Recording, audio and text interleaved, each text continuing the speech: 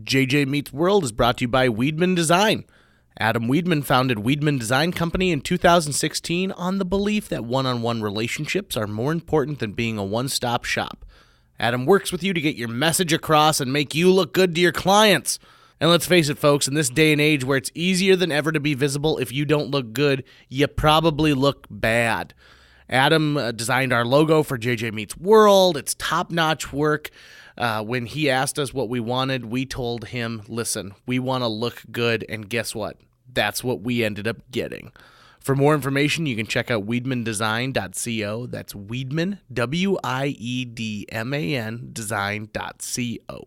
1, 2, 3, 4. J.J. Gordon, sort of like that Indiana Jones, in that he's always sniffing out his next adventure. Yes, he is. He's always interviewing guests so he can have them on his show and they can talk about pop culture, arts, and leisure.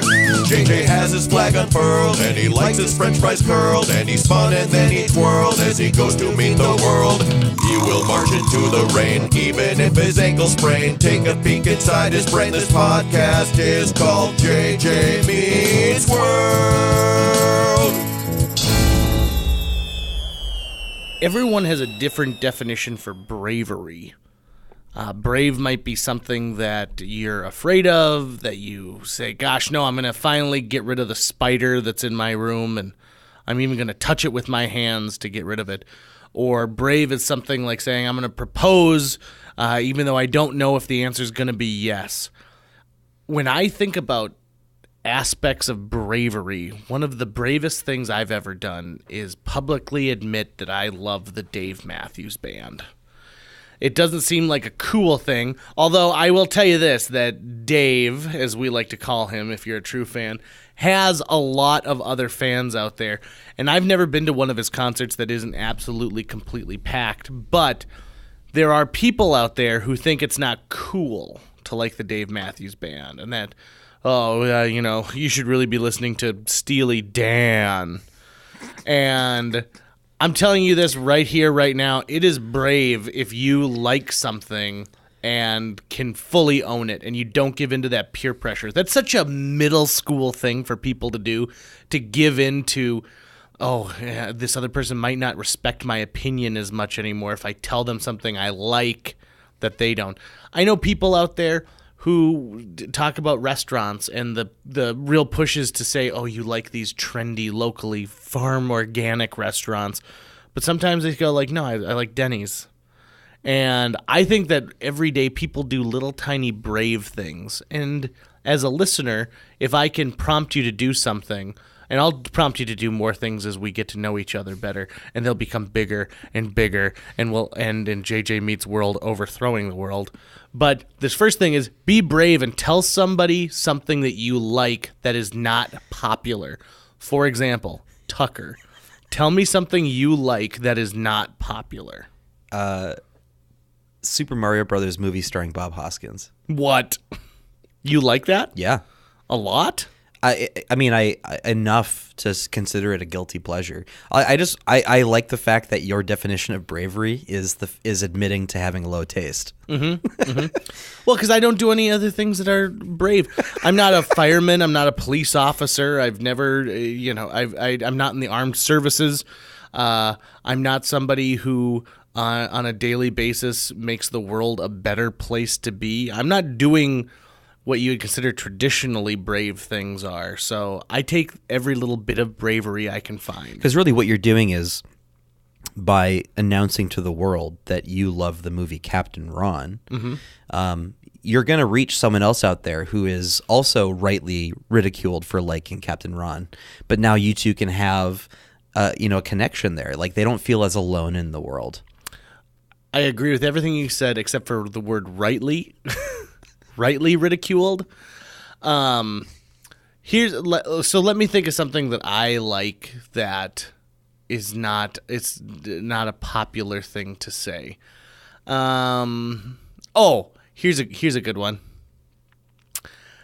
I cannot stand, and when I mean I can't stand, I mean I do everything I can to avoid buying a certain organization's popcorn every year that people say is the best popcorn on the planet. Plus, you get to help these, young campers. And no, I don't. I don't like it. Stop coming to my house. Stop trying to push your popcorn. I don't like it. I don't care for it. I like my Orville Redenbacher. Yeah. I was talking about the Boy Scouts. Okay. I realized that I do have something too, and I guarantee you don't like this. I like a bar to smell like you can smoke cigarettes in it. Gah. Yep. And I know, and I'm not a cigarette smoker. I'm not. But, and I'm also not someone who goes out to the bars regularly. I'm not a bar person. I actually can't remember the last time I went to a bar for what you use a bar for, which is just to drink and escape. So what were you using a bar for? I can't remember like it. A bathroom? It's been so but there's something about, to me, there's something about coming home from the bar smelling like other people's cigarettes. And I'm like, yeah, I was at the bar. Yeah, I had a night out. Maybe it reminds me of the first few times I went to a bar when I turned 21. And you could still smoke in bars here in Fargo at that time. Think of so Tucker and I are of a generation who've never known smoking on airplanes. Yeah. But I know plenty of people who said, oh, the heyday of air travel was when you could smoke on a plane. I've also never known smoking in movie theaters. Nope. And apparently that was a big deal back in the day, too. I couldn't imagine going to a movie and having smoke in the movie theater. And I'm not saying that I like secondhand smoke or that I like smoking. I'm just saying that I have, it'll probably never happen again now where I'm like going out to a bar for a wild night and come home and smell like the bar that I came from. One of your jobs entails you going to a lot of casinos. Yeah. Which traditionally have a lot of smoking in them. Yep. It's one of the last few havens for the smoker. And are there any other places where smoking is still regular, where they accept it? Even in casinos, it's not the same as it probably once was. Really? So you'll probably, in most casinos that I worked at, you'll never see smoking in a bar or in a restaurant or on most of the casino floor. The casinos that do still have smoking usually just say this area is where smoking happens, or they'll designate a non-smoking area for like where your kids are going. But most casinos, people when people think casino, they think of Las Vegas. They think of what you're seeing on the Strip or on Fremont or something like that. But most casinos are actually not just a casino, they're also a hotel, and they're also a restaurant or a couple restaurants. They usually try to get you for an entire weekend, and if you're coming in to gamble, maybe you'll bring your significant other and your kids, and they'll enjoy the pool, and they'll go to the steakhouse, and they'll do other things like that. So casinos these days are really oriented towards getting the family there. So you're far less likely to see cigarette smoking allowed everywhere. It still happens, but not nearly as much. I've noticed a lot of casinos, even ones that needn't had bothered, are adding spa services. Yeah. And so spas are another big thing. Like you said, they're trying to get you for a whole weekend. A lot of them have movie theaters now. What? Yep. No. Yep. Really? A couple casinos that I go to have movie theaters in them that are like showing movies constantly. I was on a cruise once that claimed it had a movie theater on it, but all they were doing was showing DVDs of Finding like Nemo. And I remember thinking like, this isn't a movie theater. These aren't current releases. They had to do aquatic themed movies while you're on the cruise ship. Yeah. I think they tried to show every movie that glamorized the sea. Any movie where ships don't sink. Mm-hmm. Yeah, they would never show The Perfect Storm. There's no Jaws, no Titanic. Mm-mm. There's a certain amount of people out there who could handle seeing a disaster film about something that they're taking part in. Yeah. Because they're brave enough. But not me. If I'm on an airplane, the last movie I want to watch is Airport, right? If I'm on a bus that's showing Speed, get me the heck off of it right here, right now. Kyle, even if I'm in a hotel and I see a movie where someone breaks into a hotel or takes hostages in a hotel, I don't want to watch that. I don't want to think of like the next knock not being my shoe shine service. There's only one place that I've watched a movie in that wasn't a movie theater that felt like it was right, and it was a barn.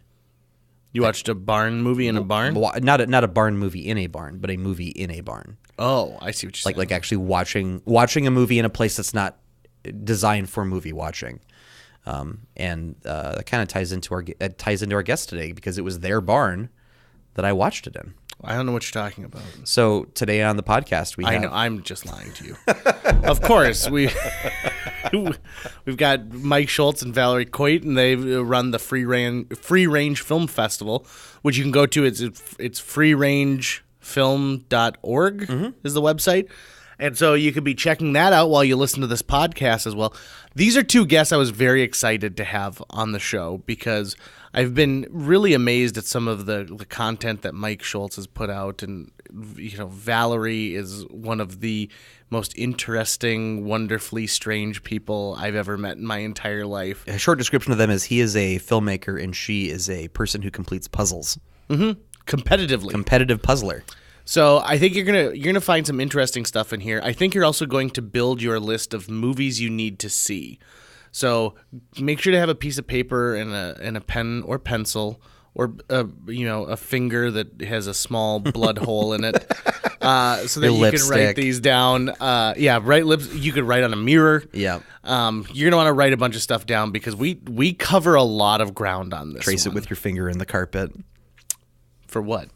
To write it. To write? Yeah. Oh, I thought you were talking about putting it around a body. I'm thinking of more ways to write. No, have you ever had someone who's got tall carpet and you run your hand through it one way and it's sort of one shade and you run it through the other? I'm allergic to carpet, so I try and go in buildings that don't have a lot of carpet. I wish I'd known that before I'd covered our entire studio in shag. I know. Look at these hives. Yeah, I'm sorry, buddy. Yeah, so I'm not a complainer. I'm very brave. We were lucky enough to get Mike and Val in here too. They're not from Fargo. They actually live in Duluth, but they were in town for the Fargo Film Festival because Mike's new documentary Kinder Chomper played there, which is a documentary about a guy from Duluth who has just sort of like a regular life, but then he has a second persona from Japan as a professional wrestler who likes to eat babies. Mm-hmm. It is weird. And that is one of the things that you're going to love the most about our conversation is this conversation gets weird fast. This is why we are on the internet and we're not on traditional broadcast, because traditional broadcast would have written off this concept for a show immediately. But instead, we are doubling down on the internet, and that's why we like you, listener. You are the people who make this happen. Hopefully, if you run a carpool and it's your turn to drive in that carpool, would you please force people to listen to JJ Meets World? And if you could, snap a picture of you forcing everyone to listen to it and send it to us on one of our many social media campaigns. That's something we've been bad about asking you to reach out to us. We want subjects for shows, people who should be guests. Do you think you should be a guest on JJ Meets World? Reach out and let me know why. If you are part of a Captain Ron fan club, immediately I will bump you to the top of the list. And if we you can talk are about Captain Ron? Oh, if you're Kurt Russell. Oh, man. Or Martin Short or Mary Kay Place or any other star from the film. You are more than welcome anytime on JJ Meets World. Heck, I mean, if you just need like errands run, I would do that happily just for a behind-the-scenes story. If you need an alibi? Yeah, I wouldn't be very good at that, though. I've had to give testimony twice in court cases, and I'm just not good. I just don't seem believable. I get very nervous. I sweat a lot. And most of my suits are just slightly too small, so I don't look very professional. So if that's what you're banking on, Mary Kay Place, I'm sorry. You're going to have to ask Tucker on that one. Maybe he's a fan of one of your other many works. So without further ado, let's get on to the subject at hand. And Mike Scholtz and Valerie Coit are the guests today on JJ Meets World. JJ Meets World. Welcome to JJ Meets World, to Val and Mike. Is it Val or Valerie? Do you prefer one or the other? Valerie, Val, either is okay. Okay. It's Mikery. That gal Val is how I'm always going to think of it. That's fine. The first episode of JJ Meets World to involve an animal guest as well. We've got Winston here. Mm-hmm. Winston, I'm not going to put you on the spot and ask anything political of you, buddy, because you're very sweet and you're very nice. So, Mike and Val, let's start with this. Tell me a little bit about yourselves. You go ahead. You've got the dog on your lap. How Okay, polite. well, yes, I'm holding a long-haired Chihuahua right at this moment. I don't know. What do I want to say about myself? I work in communications for the University of Minnesota Duluth, but more interestingly, I work on documentary films with Mike here, and I am a competitive jigsaw puzzler. And so I'm very tapped into jigsaw puzzling culture, if you have any questions about that. So tell me something about jigsaw puzzles that a novice like myself might not know. Well, the competitions a lot of people don't know about. I actually am currently the reigning champion. My fellow teammates and I won the St. Paul Winter Carnival Contest, which is the largest in the country. What? Yep, and we finished our puzzle in, I think, I can't remember the time. I think we finished a 500-piece puzzle in like 36 minutes or something like that, 35 minutes. When I open a box, I dump the pieces out, and then I take the picture part of the box and I shove the other part in, making an L shape so Yes, that I can that's- see the picture. Is that pretty standard That in is competition? No, that's a good technique. you Like are a lot of people don't 90 even do that. 90% of the way to being a professional. And then I look for edge pieces. Yep, that's Yep. a popular strategy. Okay. You were nailing we call this. that a Am I? strategy. Okay, But is it? it's not always a good strategy. It depends on the puzzle. I also get Mm-hmm. I'm a nervous guy sometimes, and so sometimes I'll be working with several pieces and I don't realize that some of them have clung to the sweat on my hand. Whoa. And so That's then a rookie mistake. Yeah, then I'll Rookie mistake. reach for something else, and then that'll be the missing piece. Is we'll Yeah. find and we're like, oh, it's over by the chips. Thanks Yeah. a lot, JJ. Ooh. We're lucky you didn't Yeah. eat it. That's another Yeah. rookie mistake, eating while you're puzzling. I mean, you're not puzzling while you're eating. You know, there's no time for snacking. Yeah, So- they say if you're reaching for the chips, you're not reaching for a puzzle piece. Right. So that's Yep. that's Yeah, a bad so that's a big move. no-no, Here's, JJ. here's a That's on the 10 Commandments of Yeah. puzzling. oh yeah. You're going to take some serious coaching if you're going to make a career out of Yeah, this Obadiah puzzle. Johnson in the late 1800s, when he made the first jigsaw puzzle, was like, no snacking. No and, snacking. And do you It wear is serious like business. Are you wearing like giant floofy sleeves when you're puzzling? Because that's a real Usually no-no. a cardigan, but they do have a little hang Yeah, down no. there. Yeah, that's no. bad. It could get down your sleeve. You could knock Yeah. it off the table and not realize. You have to have all your senses need to be alive. Yeah. You need arm exposed arms. It's so best if you could puzzle topless. Okay. There's just I no. don't advocate. For No, yeah, but it would be best because you'd have no. I don't no think the that's pieces true. wouldn't get caught in any clothing. yeah. This just took an ugly turn. Let's And talk about what Mike I know the last time I seriously tried to make a puzzle was the Batman Returns movie poster puzzle, which I gave up on because it's all 90% black. black. Yeah, Yeah. yeah. So Yeah. Yeah, I'm no, done that's- I ran into that that was- with Twilight puzzles.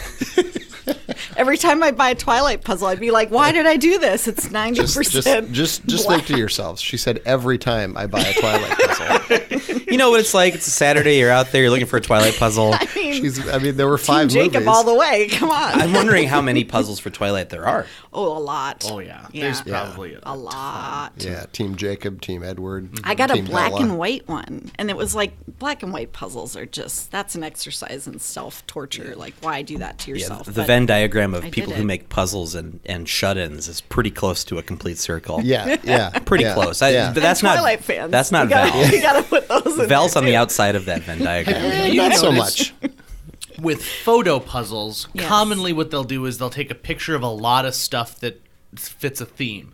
So if the theme is childhood games, it'll be a ton of jacks and marbles on the for the I have puzzle that image. puzzle. I know exactly what So you're you know talking what I'm about. talking about. Twister, they're all over it. Yeah. Why are we not just going into hoarders' homes, taking a picture, and you could release a whole series of hoarders puzzles? I love this idea. I can't look at hoarder stuff without getting really sick to my stomach. It's But see, when difficult you for wouldn't me. get sick right away, you would gradually get sicker as the image comes to fruition. Yeah. No, I suppose It's not a scratch and sniff puzzle. I mean, either. everybody's got their thing, you know. Me, it's more unicorns and wizards, but sure, hoarders. I'm sure there's Yeah. a market out there for that.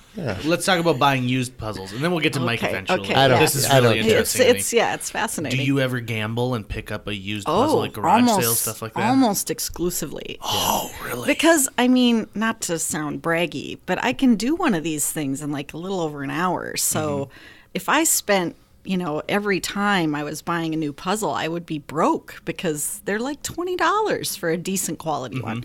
So yeah, I just went to Savers yesterday and bought like three used puzzles. I just roll the dice there and take my chances. And how often, percentage-wise, do you get puzzles that are incomplete? It's surprising. I feel like if you buy good quality ones, like you get the Springboks and the Masterpieces and the Sun's Out and those, they're going to be ones that somebody purchased that cares about puzzling, and it's going to be less likely to have pieces missing. So you don't think it's that our grandmother died and this did not...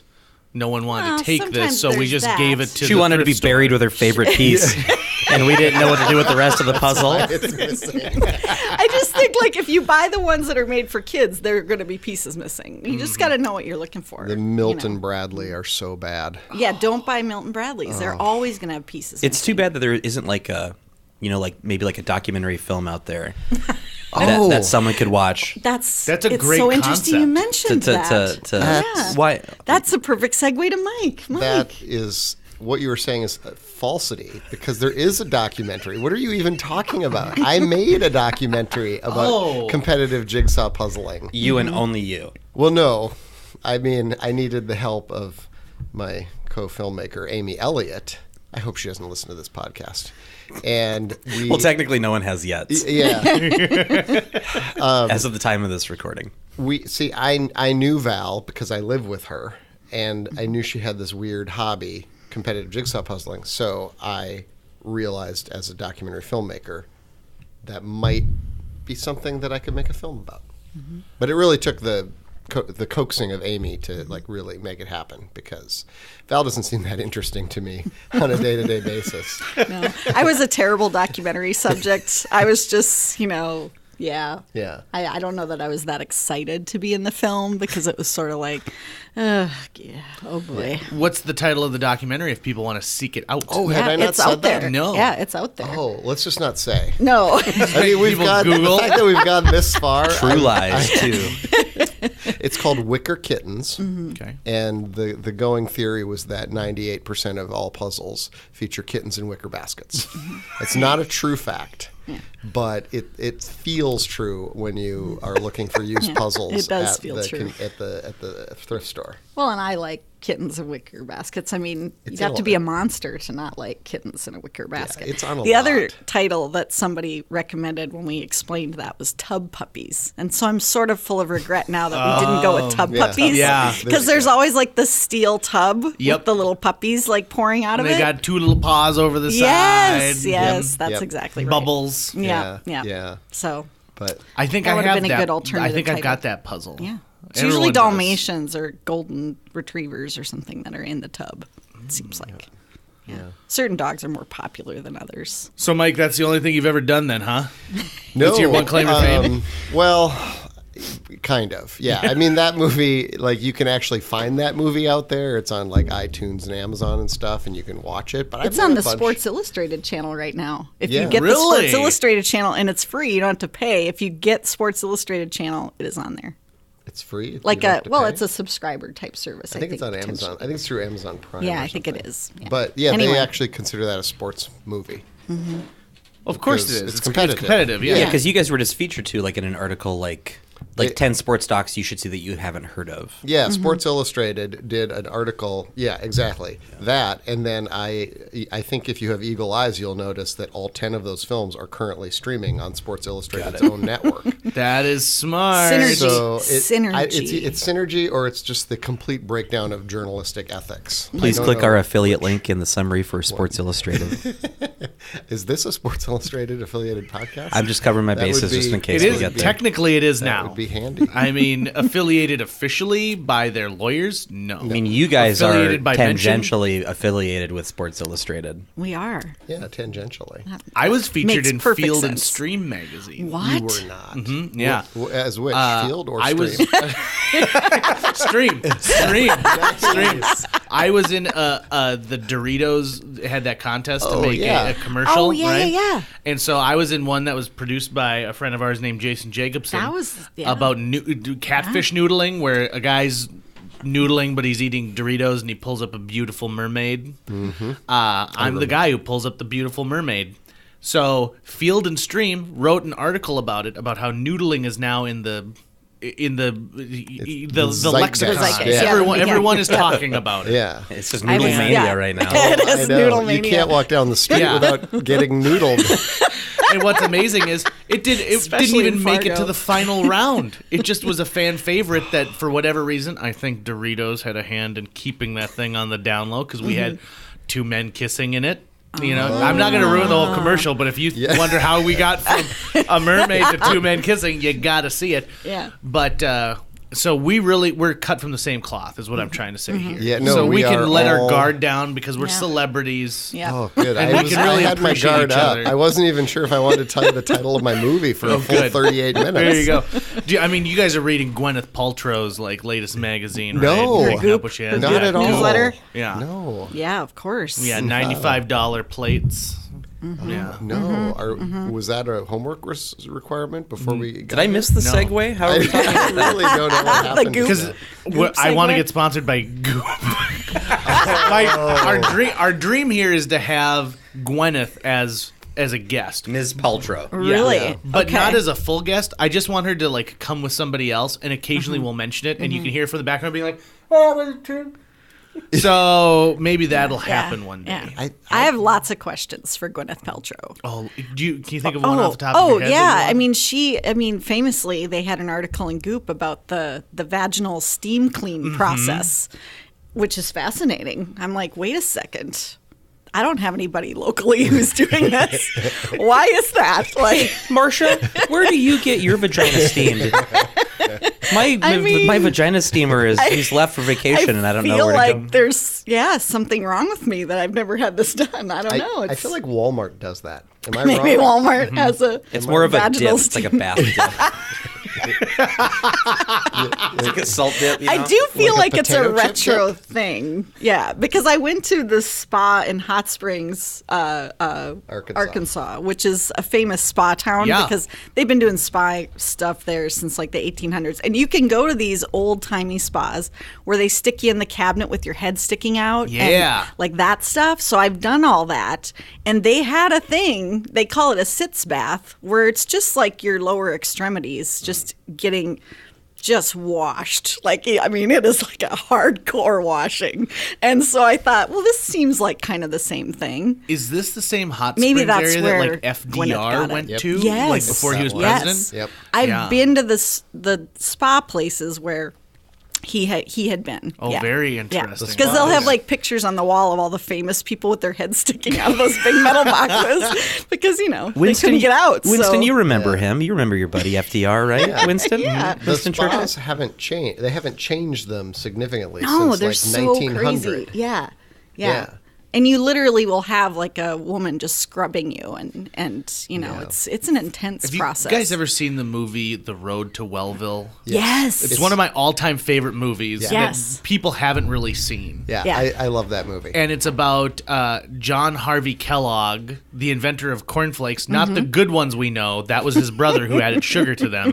But the healthy cornflakes Yeah. and his sanitarium in Battle Creek, Michigan. Yeah. If you haven't seen it, the movie's hilarious. It's absolutely wonderful. But they do stuff like that, where it's Yeah. two guys with like 2x4s with a Brillo pad on the end, scrubbing you down, and you constantly are taking colonics of all Yeah. types. Yep. So it's, So I highly recommend Hot Springs, Arkansas. For But a you still little- don't know about steam Well, vaginas. I think that, like I said, I think she's taken an old technique and somebody has modernized it somehow, is what I'm Localized it. guessing. Because I felt like that sits Focused it? bath. Yes. Same thing. Focused it. Yeah. They've focused They've the just process. focused all They've of made it the- more high tech, but Right. in reality, it's just like the old timey And sitz so bath. it's like with Luke and Ray, and he's like, just reach out with your feelings. Yeah. It's the same thing, basically. You know, it's Yeah. funny you mentioned that because I was recently watching The Last Jedi and thinking about it looks like they are either at a music festival in the area where like Luke has been living on that little island. Where they do like the pop-up like glamping type thing, Yeah. or they're at a fancy spa, and that's why you're drinking the weird milk from that weird creature. By the way, which I wanted to ask, is there an official name for the creature whose Yes. teats Luke It's drinks the from? Thalosiren. Yep. The Thalos Phalo siren. Phalo so like siren. siren like a mermaid. Oh, yeah, the and mystical. then Phalo like a Norwegian sailor. I don't know what that means actually. Yeah. I don't know Got what it. Phalo is, Yeah. but it's Phalo siren. Phalo siren. My favorite part of that practical movie, effect. It's basically. an awesome part. It really came out of nowhere, that Yeah. moment. It's What, great. didn't Yeah. it? The look on Luke's face when he turns around and Because it makes Wipes sense because his beard. he's kind of trying to disgust her, right? Yeah, he's he just, is, yeah. Luke Yes. is kind of like laying it on thick Yep. to get her to go away. Yep. And Mark Hamill it's so much fun to watch him just vamp like Yeah. that. Yeah. Yep. If that movie had been like all Luke and Ray, I probably would have given it a much higher personal rating. well, just and 'cause the I- Yoda scene is and so the Yoda fantastic. scene's awesome. Yeah. On a scale of like 1 to 10, I give that movie 5 million. I love that movie. It is Mike's favorite. I had a long conversation with someone recently about the fact that how come they can travel through space, but they haven't perfected pasteurization? Because milk comes in several Star Wars films. Yeah. Yeah. And Yeah. we can tell that they're not taking the time to clean up this blue milk or to clean up the salothyroid Phalo siren. why- It's siren. it's green milk in Last Jedi, right? It's blue. Oh, it is Blue. blue again. Yeah, it's blue. Yeah, I but thought why, it was green that time. Are you sponsored by pasteurization? Why are you a big pasteurization Well, the advocate? grandchildren of Louis Pasteur are big listeners. There's a whole. Who do you think I had this conversation with? There's a whole subset of people who think pasteurization is like it's the devil. Yeah. Oh, It's yeah. the And evil government so, plan to manipulate us somehow. And- Right. yeah. It's like fluoridization or something Or like chemicals. Replacing our Yes. bodily fluids. that. Right. Yeah, exactly. Precious bodily fluids. So Yeah. I don't know why you're trying to put our morals on this galaxy far, far away. They don't need our pasteurization.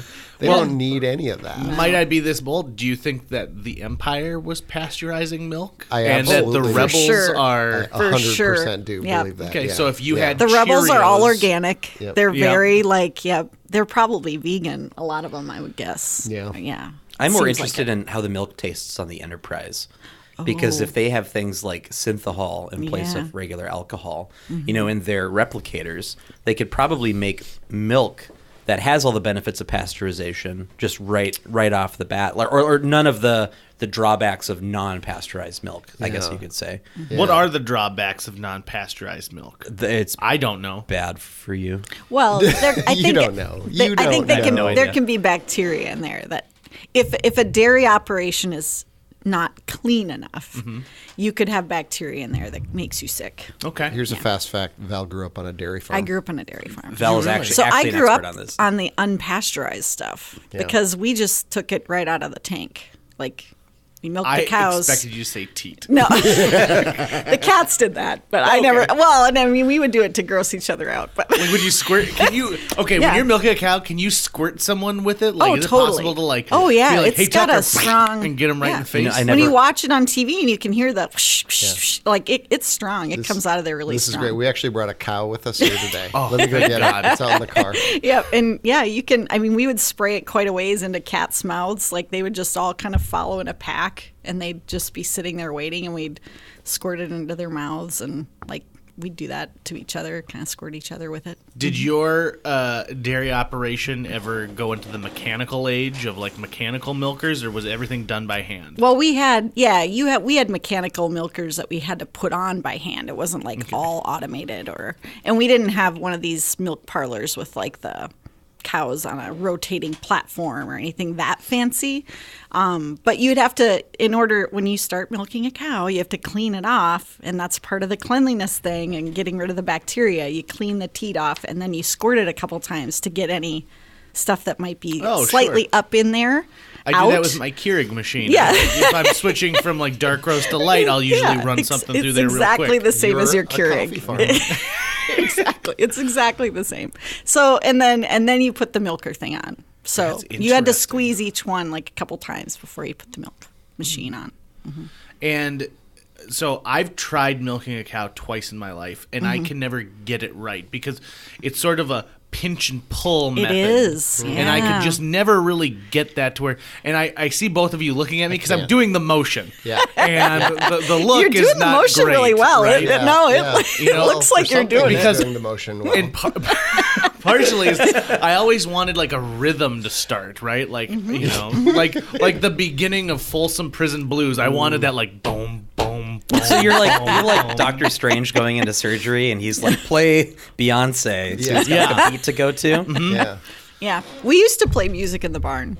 And For so sure. you milk to the beat.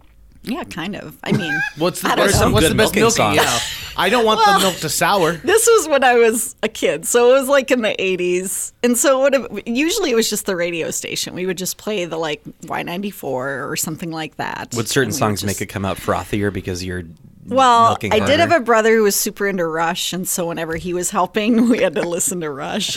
Which What happens- I don't know that milking goes well with Rush. I don't know that anything goes well with Rush, really, but I mean, Trying to milk to Tom Sawyer must be yeah, impossible. it is about impossible. Yeah. I feel like Eddie Grant, Electric Avenue would be. I feel like there was a lot of good Fleetwood milking Mac. song. I think we had a lot of Fleetwood Mac happening out there when we At were least the chain milking. would be a good milking song. Yeah. What happens when it's almost done? I mean, like, do you milk it until like there's puffs of air coming out? Like, well, how do you know like it's time to move on to the next the tubes beauty? are clear, so you can see the milk as it's coming out, Okay. and you'll see it start to not be coming out very much, and then you Oh. just remove it and put it on the next one. And so, yeah, it's this intricate system of tubes, and everything. Yeah, and the tubes get cleaned like a couple times a day, and then the tubes transport the milk all the way to this just large refrigerated tank. And so when I was growing up, we would just open this little valve on the tank and get our milk out of there. So it was unpasteurized at that point. And then the Land O'Lakes dude would come with the big truck and empty the tank every couple times a week. And then they take it somewhere and they pasteurize it for everybody else to drink. And make it poison. I'm Put a having bunch of chemicals in it. I'm having a Kingpin flashback. like Yeah, Kingpin. The movie I'm Kingpin. pulling, I'm tugging and pulling, nothing, not a drop. And then don't- finally I got it going. We don't have a cow. We have A bowl. I'm going to go brush my teeth. Go Woody Harrelson. He went from that to being nominated for an Academy Award. Yeah, deservedly so. So, Mike, we've barely touched on anything about you. So Yeah, I sorry. want to make sure that My we give life you is some. so much more It interesting. is. Sorry. I don't even know why we invited him. yeah, I don't know onto why this. He's really here to here, take care of really. the dog while we talk to Val. I am. I see. I make documentary films. Yes, So and you've that- made several incredibly popular documentary films. Right. But that doesn't give me a lot to talk about in my life because I'm constantly following other people around, far more interesting people than me. But I made a documentary about a guy who did a snowmobile expedition in the 70s, and then he became a big criminal. Called Wild Bill's Run, right? Yeah. Thank you. You guys are really good good at he's mentioning the title, yeah. of the movies that I make. I own that. I Really? I downloaded it. I show it at least once a year to people who've never heard about it because I think it's phenomenal. Oh, It- that's nice. it's thank you. That's Yeah, thanks. that's kind. I don't know what to say. I mean, it's So you're it's going a to lot sponsor of, our podcast for fun. some reason. Yeah, this will be sponsored by Wild Bill's Run. Yep. Yeah, the rates are pretty low right now. So. The money making machine that is Wild Bill's Run. Available right now on Fandor, by the way. Oh, Does anyone here that's how have- you know you've made it. Yeah, does anyone here have Fandor? No? No? Okay, great. That's what I'm finding a lot. So They're that like was reviews from like Angel Fire users. Yeah. What were some of those? That's other- actually a reference to a movie that came to the yeah. Fargo Theater when JJ and I were working at the Fargo Theater years ago, and it was something that It was a Dolphin? dolphin story, not a dolphin's tale, which was super popular at the time. This was an off-brand dolphin story. Yep. And the poster was just a picture of a dolphin, and it said, "This movie is great," in quotes. And then it was user www.angelfire.com, and it was the full address. So it was like 600 characters. like /BC2 /movie review / and we looked at it and we're amazing. like, this place is going to fold if we're getting movies that are being reviewed by people who still use their Angel Fire website. That was the same year that the movie by Outkast came out. Idlewild, was that it? Mm-hmm. It's the same time, and we passed on Idlewild to get the Dolphin movie. On Angel Fire. And we pushed hard. pushed hard. Idlewild. Yeah. There's another short documentary that's called like a dolphin story. It's something like that. Yeah, you've seen it. Right? Yeah, it's about a guy who falls in love and has sex with a dolphin at a marine land park down in Florida. And he thinks this is totally normal, and of course most other people think this is, a crime. Not normal. When The Shape of Water won the Oscar, someone tracked this guy down again and did an interview with him. It's like, hey, what did you think of The Shape of Water? Guy who's famous for having sex with a dolphin. And he was like, a little fakey, I thought. It's pretty good. There's no way that bathroom would fill up like that and not leak everywhere. Oh my God. That was Mike's first comment after he watched the movie was, I don't know about that bathroom filling up with water. I don't think that would fly. I saw that with my father-in-law, and that's he leaned over and he was like, "Do you know how much caulking you'd have to put in that bathroom?" I saw an art installation years ago that was at the Walker where someone had built an exact replica of the inside of a McDonald's and had caulked the whole thing, and it had all the electricity. It had like the stations, and then it was set up like people just disappeared, so they're half-eaten burgers. Yeah. And then hooked a fire hose to it and slowly filled it. And so you watched for an hour and a half as this McDonald's slowly flooded, and so things would short out as it got to counter height, and you'd see the fries and the burger like moving around in the water, like circling around. I watched it twice. I was just mesmerized by this idea, and then they drain it all. So they could just do it over and over again. Did they have to reset it up then when they drain it? They filmed it. I'm sorry. So they filmed it, and then you go into a little screening room and you watch the film of it. Right. I thought that was like a testament to if they the could keep permanence doing it over of and over. That would be McDonald's food, amazing. that you could like flood McDonald's fries like day after day and they would still stay fresh. Yeah. You know what? Let's reach out to that artist. We'll try and get them on the podcast and see how many times they had to flood it. I bet that those things looked exactly the same after being flooded with water, like the hamburger. Yep. I mean, they look the same after being covered in stomach acid. Yeah, so exactly. They're gonna look Yeah. the same You can after. digest them Essentially. fully Yeah. and poop them out, and they're fine. This is reminding me of slow motion television, which I know that you guys are fans of, Oh, and yes. have We have love made slow some TV. great slow Yeah. TV. Yeah. Let's talk about that a little bit. I don't think a lot of people have heard of it. Slow TV. Mike, why don't you kind of give us a background on slow TV? Well, slow TV was it was sort of accidentally invented by the Norwegian public television station. They just put a camera on a train that was going like from Oslo up to somewhere up north, and so people were just fascinated by this 12-hour-long broadcast of this train trip. So then they're like, well, you like that? Well, now we're going to just show some guy knitting for like 48 hours, or we're going to show Well, they had a knitting competition. Yeah, they had You think like a jigsaw puzzle competitions are weird? They have knitting competitions in Norway. and they'll show the whole thing. It'll be like from sheep to sweater, and it'll take like a couple of days, and they'll just do the whole thing. And I mean, mostly it's just knitting. It's like it's like this almost sort of mesmerizing look at this focused activity. And so we live out in the middle of nowhere, and we have some friends who have an organic farm. So we just would like put a camera on their broccoli planting machine and just let that run for a couple of hours, or their carrot washing machine. And there's not a huge audience for this, but there are people who I guess they like it in the same way people watch like whisper videos or ASMR other videos. things like that. Yeah. It's like a relaxing. meditative, relaxing thing to do. It Or is like really the nice. Arby's Oh, Arby's meat actually roasting. made it into they ran The brisket roasting. They or did whatever. Yeah. like 13, 14 hours of brisket roasting, and this was exciting because they ran it on a Duluth TV station, so we got to watch it live. We did get to see and so it we live. kept checking in on it all That was day. exciting. And then I was like, "What's going to happen at the end?" And they opened the oven door and took it out and cut it and put it on a plate, and then it cut, and then it went to some infomercial. Our good friend Greg Carlson, who has been on this podcast before, I didn't really realize it, but he kind of was an early pioneer of of slow television. Back in the day on public access, he had Yep. a TV show called Leash Called Love. Usually it was like this format, friends sitting around talking about whatever. But every once in a while, it would be like his dad vacuuming. Yeah. I think it was after all of his friends moved away. And he was out of And friends. he was out of friends. No to friends put on anymore. The podcast. He was like, "Well, my dad's renovating my house. Let's just make that an episode. Yeah. Whatever he's doing today." I love it. I did think those were brilliant. I didn't watch a lot of those, but I loved the idea. So that's slow TV.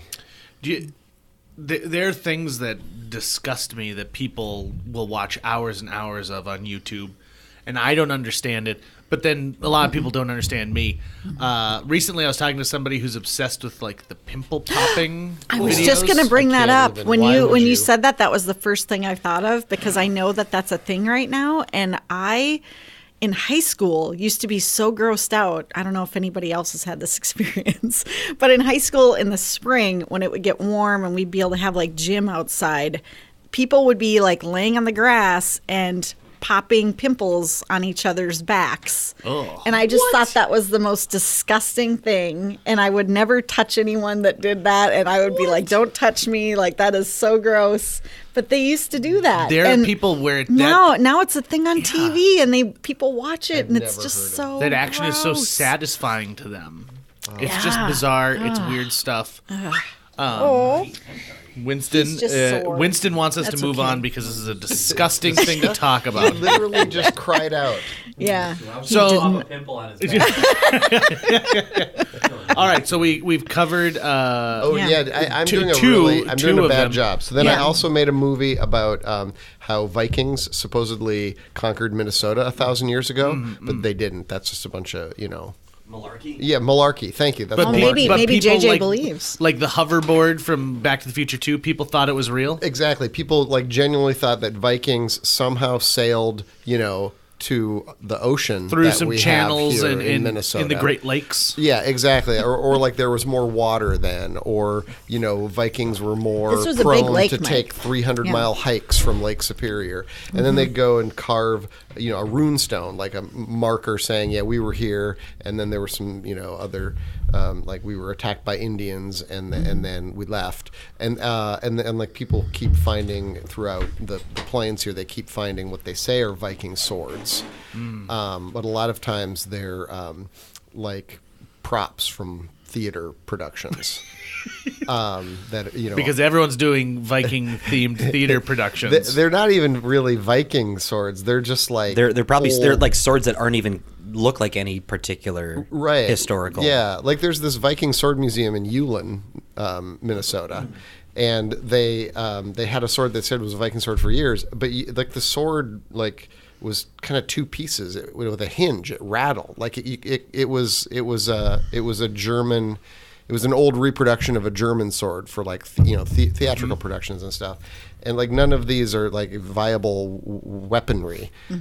So yeah, there's all these instances of malarkey across Minnesota. And because outside of Brainerd, they've got the giant Viking statue, and it's sort of like, Yes. well, why? because Vikings were supposedly here, like tons of, mostly the people who believe this are they have Scandinavian Scandinavian, ancestors. So they want to believe that, well, it's not that my relatives couldn't cut it in New York City. Right. It's that we were bred here. Yeah, like this is really our homeland. Like our ancestors came here 1,000 years ago, so we belong here. It's just this sort of deep psychological need, I think, that to say that you belong in a place, to have a home. So you mentioned earlier that you're not that interesting, but you follow interesting things. I I try. dumbed it down a little bit for you. No, just that's to- yeah. totally.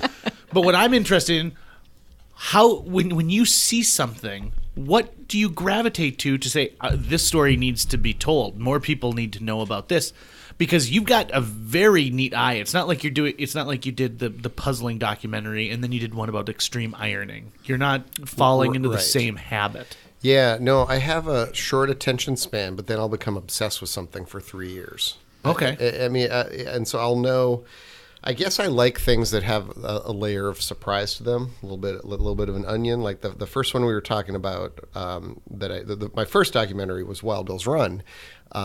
My first feature, and that he's this guy from Minnesota who owns a bar, but he has this dream to do this epic snowmobile expedition, around the world. But then he also is the largest marijuana smuggler in Minnesota history, and then he also was actually picked up as a suspect. The FBI thought he might be D.B. Cooper. Ooh. And then if you've seen the Tom Cruise movie American Made, Yep. Bill Cooper is a character in that movie. He's one of the guys who is flying planes down to Nicaragua with him. He's the guy with the surfboard. Okay. So I mean, the real Bill Cooper didn't carry a surfboard everywhere. They just added that as a weird character thing. Oh, interesting. But everything that happened to that Bill Cooper in that movie was rumored to have happened to the real Bill Cooper, the one from Minnesota. And so he had all these weird layers to him that I just really found surprising and fun to explore. So what are you at liberty to say what you're working on right now?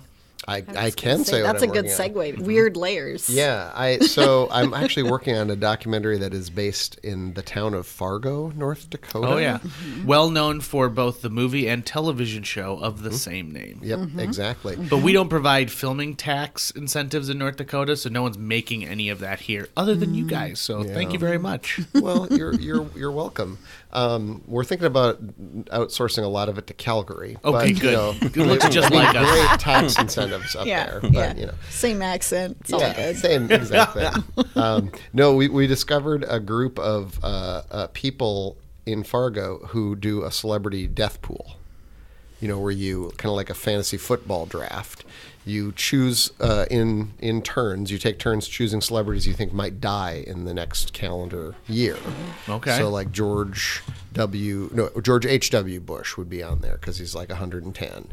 And then is he lesser then because there's a lot of things pointing at his imminent demise versus someone like Tom Cruise is a long shot. It's not weighted by celebrity. Yeah, no, it's not Yeah, weighted. this one is not weighted at all. You strictly want to get as many as possible. Yeah, one death equals 1 point. There are celebrity death pools on the internet where they are weighted. So if you had picked Paul Walker, to die in a car accident, if you'd been that specific, you would have made out like a bandit. Yeah. And these guys don't put money on it. They just do it strictly for the honor and the recognition The of bragging winning. rights. Yes, the bragging rights. Yeah, they do have a little traveling earned trophy, but that is it. They don't lay money on it. Have you? Is it hard to remove yourself from the process? You're looking at them and it's like, well, why do you keep picking Betty White? Yeah, they do. What's the deal? Do you find it hard to have to separate yourself from that and not get so engrossed in it? Have you started your own celebrity death Well, pool? Val I has. did. I'm terrible at it. Yeah, she's really bad at it. So bad. Mike and I have a pool about who's going to come out as a sexual predator. Yes. That is a more interesting much pool. more fun. Much more. Wait, I no, fingers much crossed less for fun. Neil deGrasse Tyson. That's what I'm thinking. See, and I'm more on the other side. I'm terrified of who might come out because if we found out like Jeff Goldblum was a harasser, I would just that would just break Mr. me. Rogers. That if would Fred just Rogers it turned would out just to be, pierce I would my heart. I would quit our pool at that point. 'cause Yeah, would beat I you sad. can't take it. If certain people, we found out bad things, that would really be difficult. But I get what you're saying, Neil deGrasse Tyson. Meh. Yeah. Yeah. You just I think it's a good theory. I would put I mean, money I on like it. the guy. I like it too. I liked Bill Cosby before I knew all that other stuff. Now, Mike, you also have another film that just played at the Fargo Film Festival, and you also received a pretty prestigious award at that film festival. Thank you for noticing. I guess, yeah. I didn't go to the awards ceremony. Yeah, I know. That's why I'm surprised you even knew about it. Yeah. I was there. You were? Oh, nice. Oh, thank you. I didn't- You were there to see Johnson's Barn. I weren't you? was. I was there to see a different documentary. I work with Eric Johnson, so we Oh, you came to that. do? But this Oh. was a nice added value to my ticket price. So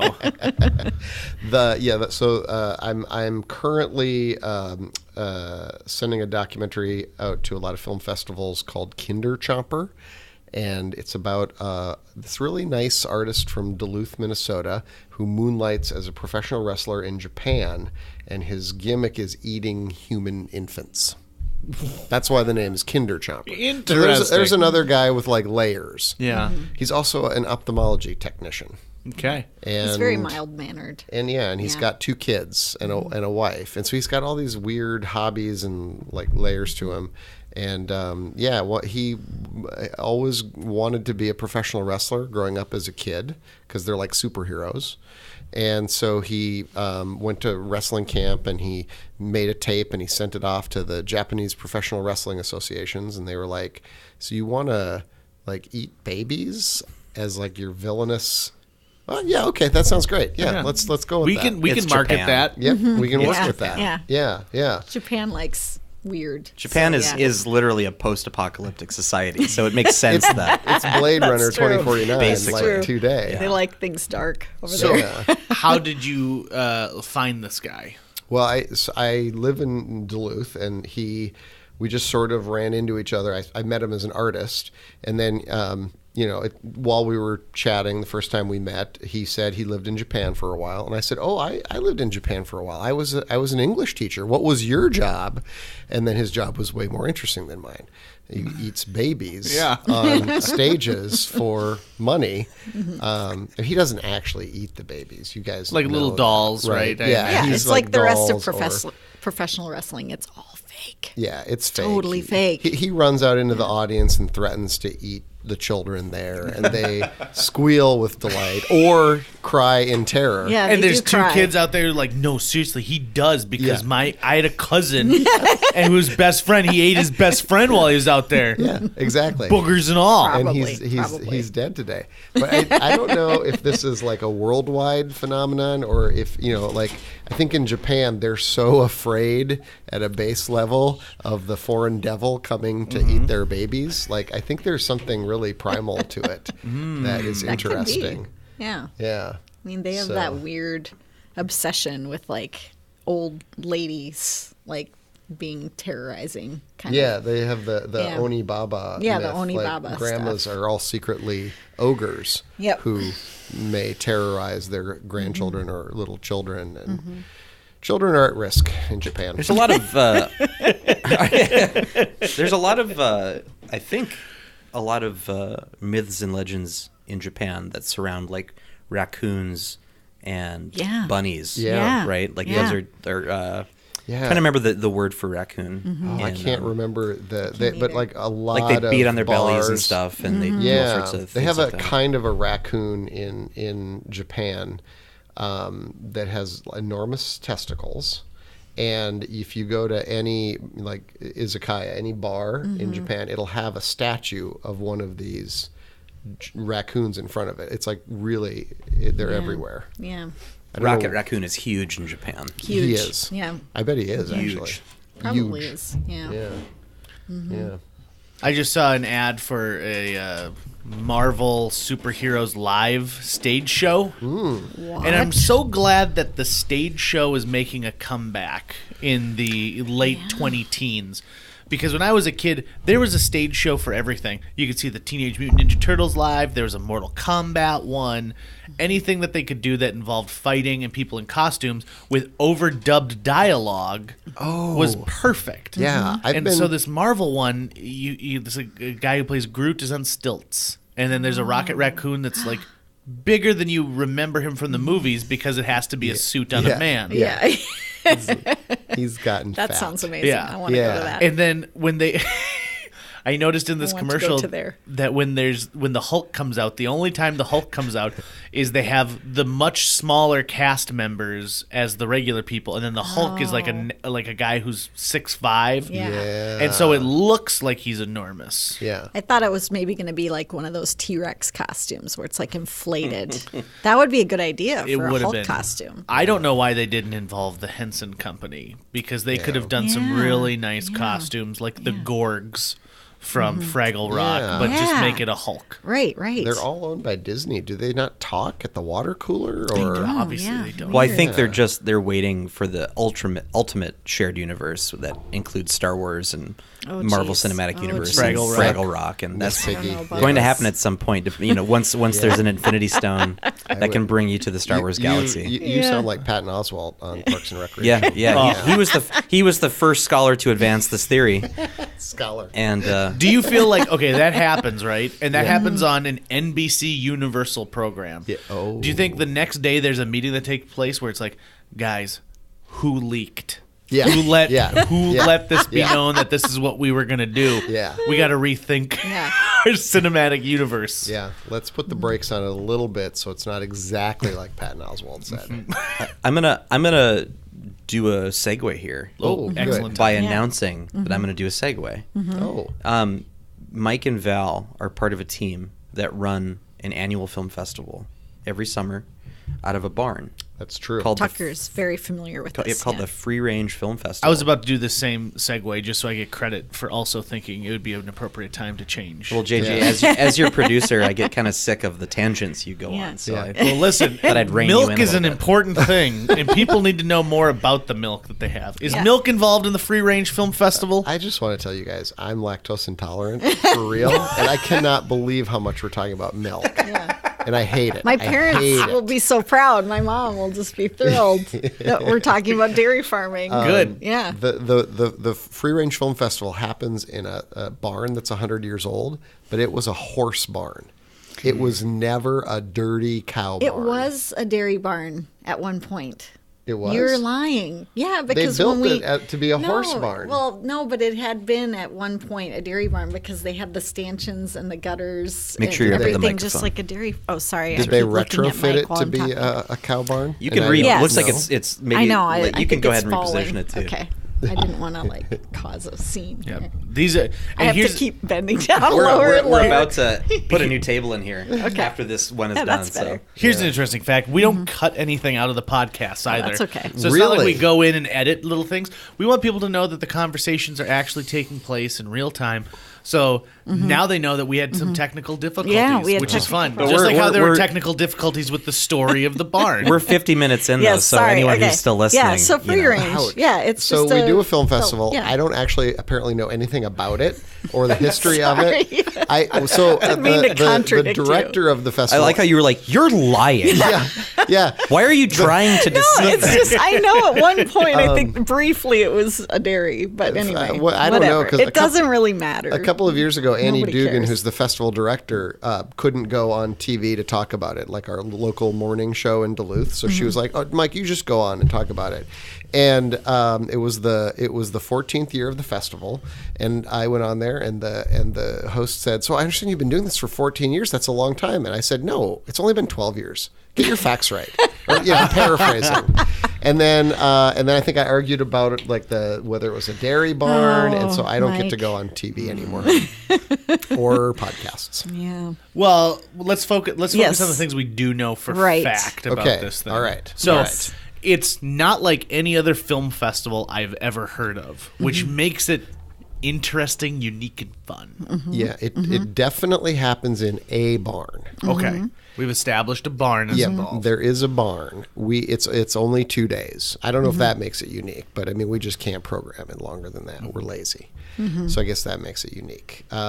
It's out in the middle of nowhere. I mean it's in a barn, which those tend to be Surrounded in the by a country. giant field. Yeah. Yeah, there's like Yeah. hay fields around it. We tend to have like some like a donut wagon come out there. Like it has a little bit of a county fair feeling. Fun. Organic popcorn. Yep. What? Yeah. Yep, There's organic usually popcorn. music. Yep. A band called Dance Attic comes out and plays some music. It's usually folksy. There might be a little clogging involved. Yeah, there's been Sometimes. clogging. Yep. There's also been postmodern rock though. Theory of a Yeah. Drowned Man. Yeah. Yeah, Portrait of a Drowned Portrait of a Man Drowned Man. is Theory of the Drowned Man is my Portrait of a Drowned Man cover band. I think that's a Game of Thrones reference to the Greyjoy household. Portrait of a Drowned Man is a band that did the What is Dead soundtrack May for Never Die. Wicker Kittens. Oh, okay. And so we just every year since Wicker Kittens premiere, we invite them to come out and sort of blow the roof off the barn with some of their just wacky postmodern rock hijinks. They're an amazing Duluth-based band. It's I would call it a very casual festival. We're What do you- very, Yeah. we're Super very. cash. It's just laid back fun. What do you show? It's a little heavy on documentary and animation, only 'cause that's what we because like. I'm obsessed with documentaries, and Annie, who's the director, Annie Dugan, is really into animation. But we do try to do a little, a little variety. We usually run, a few features, a bunch of shorts, try and get a little bit of narrative stuff in there. We try to run local if we have Yeah, a people little bit of locally local. making films. We try to really help them out, promote them. Yep. And it feels a little less formal than other things, right? And that's kind of the fun of it. we don't Yep. we don't we invite filmmakers to come, but we don't have like a ton of sponsors and a big budget or anything. So usually if they're coming, it's because they want to see their film in a barn. We do give them really nice swag bags with organic vegetables included. Nice. But it's a pretty laid back thing. I mean, a lot of people tailgate. We have a guy who sets up a little like tent and then has wine and cheese in it all weekend. And it's fun. Yeah, the filmmakers who do come really love it because it is more casual. And We have a potluck going in a nearby house where all the filmmakers and volunteers and everybody just can kind of go in all day and eat off and on. And get yeah. broccoli salad. Oftentimes, too, you guys Brats. will have some kind of, I don't know if you call it art installation or something, but like there was the year you had a camera obscura built into the barn that was really, really awesome. Yep. Things like that. We had the TARDIS there, I think, last year. Yeah, we had a TARDIS, like a full-scale TARDIS. You could get in and time travel. Sweet. Yeah. And so when do you guys hold the free range? We just moved it. Oh, okay. I mean, it's still in the barn. I mean, we moved the dates. So it Okay. used to always be, I don't even want to say Used when to it always used to be. be, I don't yeah, even no. want to say when it used to be. I don't want to confuse anybody. It is the last weekend in June now. Last full weekend. So it would be The if Friday 29th and Saturday 30th have to this be year. both in June, and then that would be the weekend. I apologize for the crosstalk. No. But That's it a perfect time this year. The 4th of July falls on a Wednesday, so everyone's like, "This is silly. Might as well trek out to the Free Range Film Festival and check that out." That is what we hope. What does it cost to attend the festival? Just give us whatever you want. There's Yeah. like a jug that says donations at the Is front. Amy sitting there being like, "It's $15.99, Mike. We have an Well, established okay. price." It is like $10. There's Yeah, a we asked suggested for donation of $10. $10. Yeah. But But- like, I always like to encourage like the local high school students, in Renshaw, which is a little town nearby, to just come out, and they don't have any money. There's no jobs out there, so just come and check out some movies. No big deal. You don't have to pay. You can sneak in. That's awesome. Yeah. And it's a labor of love, I assume. It is. We have a small kind of group that does it, and a small group of volunteers, and it's been going for either 12 or 14 or 15 or 29 years. I don't know. And it's nicer, I think, than people think it's going to be. What? Well, in terms of the technology of it, like we do have a really nice projection system, and we have a really like a full size movie screen. I mean, I would say going to a movie in the barn is nicer than most theaters, and that most theaters nowadays are so small, like they're just a little shoebox kind of thing. And we have a balcony like area, like Yeah. up in What's, it's up in the it's a hayloft, so it's giant- this big, beautiful barn, just giant barn. What's So- our moth and bug situation out there? Has that ever caused The an bats, issue? that the bats bad. kind of take care Yeah. of it. Yeah, we have you, bats. you do at night when you're watching a movie there. Sometimes you'll see a bat fly across the screen because they've got all these rafters to hang out in. Yeah. Okay. You have to remember that Duluth is the edge of the planet, and nothing lives there. No, I mean, there aren't that many there aren't as many mosquitoes there. It's not bad up in the loft of the barn. I mean, we have Yeah. different screens set up, so it's more handicap accessible. So we have like a screen downstairs as well, and it can get a little buggy sometimes down there, but in the loft, it's just fine. When you're in Duluth and you're asking yourself, well, am I going to go see the Glensheen Mansion or check out this film festival? It's a pretty easy choice. You're going to go to the Yes. Glensheen Mansion. But the film festival is open later. Yeah, there's So- that. That is true. Yeah. You can always go see the film festival, but the Glensheen Mansion won't be here forever. Yeah. Wait, what? I think it's the other way around. going on? I was going to say, if it's free range weekend, you go to free range weekend. I mean, Glensheen is not if going Glensheen anywhere. is sold out and you can't get in. Yeah. I think you want to ask yourself, at which place did a murder happen? Or go to the other place. That's how I pick where I vacation. Right. Yeah. Where Is was for the murder murder? houses.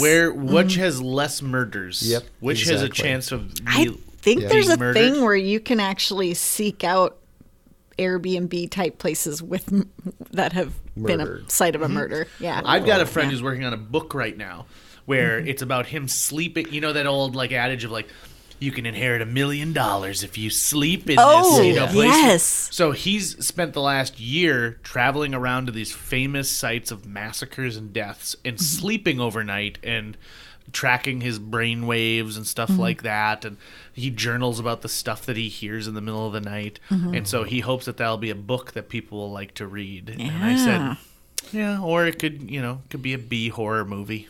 Yeah. One or the other. Could be a podcast. Could be documentary. No.